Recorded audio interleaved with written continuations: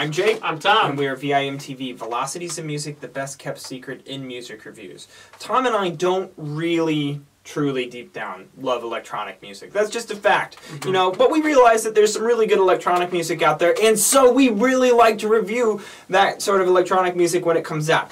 A band who's been around for a while, Metronomy, they're from England. They came out with their 4th record, Love Letters, recently. And a couple people have requested us review this album, and we kind of, you know, on previewing Love Letters, found their sound to be very intriguing because it's not that traditional. I expected it to be way more produced than what I had heard. But Tom, what was your take on the sound Metronomy was presenting us on Love Letters? It is an interesting sound because, you know, you're definitely right to say there's a big focus on electronic sounds, but typically in electronic music these days, minimalism is not something you hear a lot. No, it's all about you hear huge beats layer upon layer, just absolutely the thickest mix you could possibly imagine. I like that what Metronomy is doing on Love Letters is they're using a lot of electronic beats, electronic melodies, fused with some guitar in there, with an emphasis on vocal melody as well, but you don't feel overwhelmed. At any given time, there's not really too much going on if you just slice through the mix and look at all the layers. Yeah. And that makes for a nice kind of more direct, straightforward, and not distracting sound.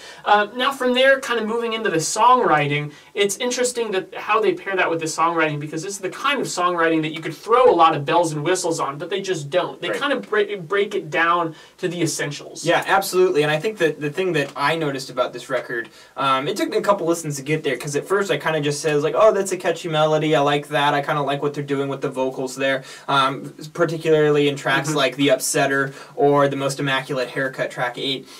You know, this album is much, I think, deeper than what you hear on surface level. It's not just I totally agree. It's not just this, you know, trivial, minimalistic electronica album. This album is all about songwriting, ideas, and lyrics. And I think that what made that kind of obvious to me was just the general lack of care that they took in making anything sound remotely good. The vocals are often, you know, the vocalist, his name is Joesph Mount. He's kind of the main guy in Metronomy.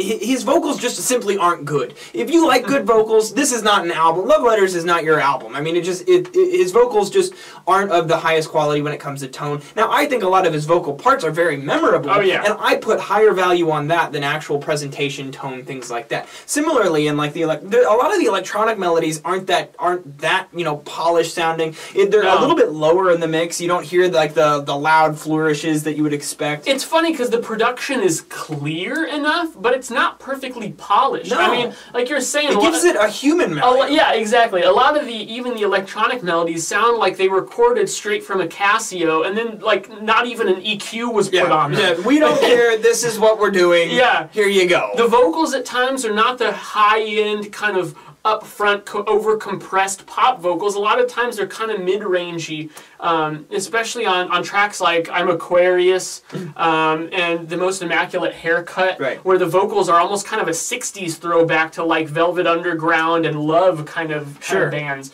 So, you know, you get a little bit of that. It's, you know, it's a different approach to kind of a more modern sound, and I thought that was really neat.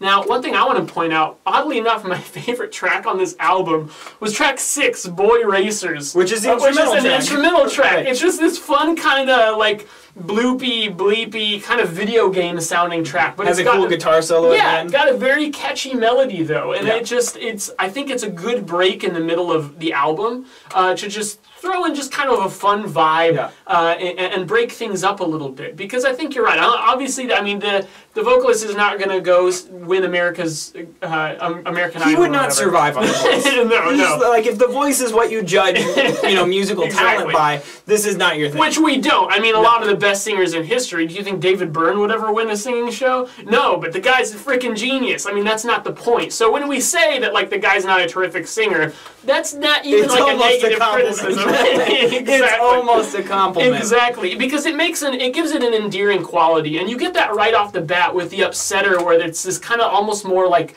slow jam Scissor Sisters falsetto, and then it goes into I'm Aquarius, which is a little more heartfelt. I feel still like very poppy. It is. I feel like it's funny because on first listen, I liked that track. And I felt like from first listen, I was like, why do I like this track?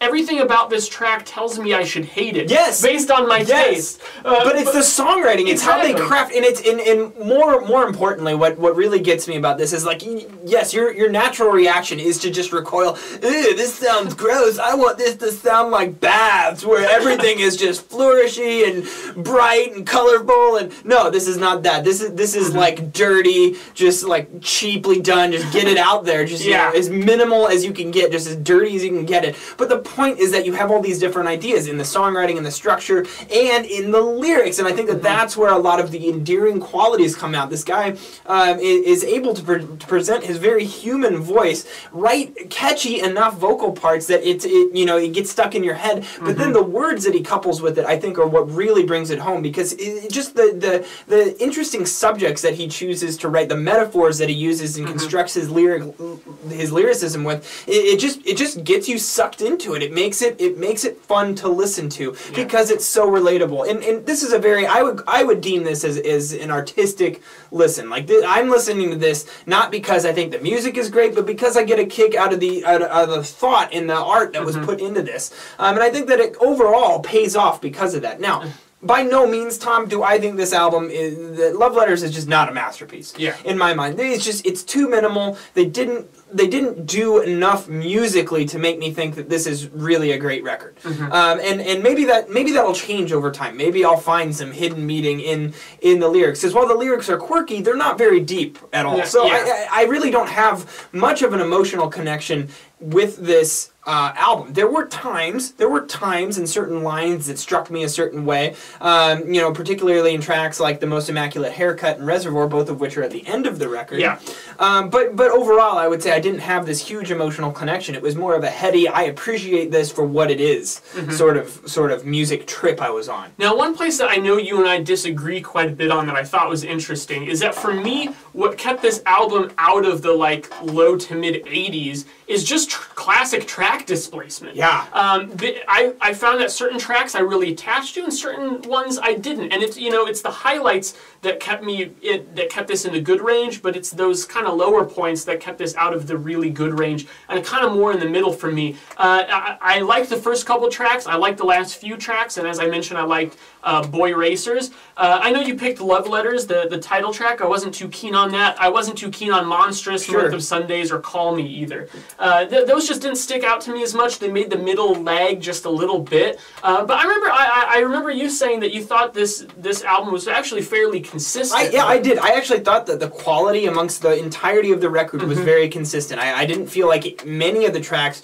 there were certainly tracks that I related to more, like The Upsetter or The Most Immaculate Haircut, but I did also like Love Letters and Reservoir. I really liked every track on this album. It's just those were the highlights for me. I felt like they were all pretty consistent. Now, I just didn't find that this whole listening experience to be that mind-blowing. I appreciated it when it was on, but when I put it down, I was ready to walk away. And that's kind of the mark of a good album, an album that has a lot to offer, but still nothing that's going to be my favorite of the year. I agree. So yeah, and I could totally see how somebody could just, like yourself, could key in on a few tracks, really love those tracks, and toss out the others on the side. To me, I got really into listening to the lyrics and how the ideas were being presented, but it was, it was all up here, it was little in here, and that's a barrier for me. Yeah. I'm going to go 73 on this. I'm going to go 71. Okay, so low 70s from us is below average. It doesn't mean that this is a bad record. Anything in the 70s we would probably classify as good. Yeah. And you should go check this out. However, we don't think that this is mind-blowing, a masterpiece,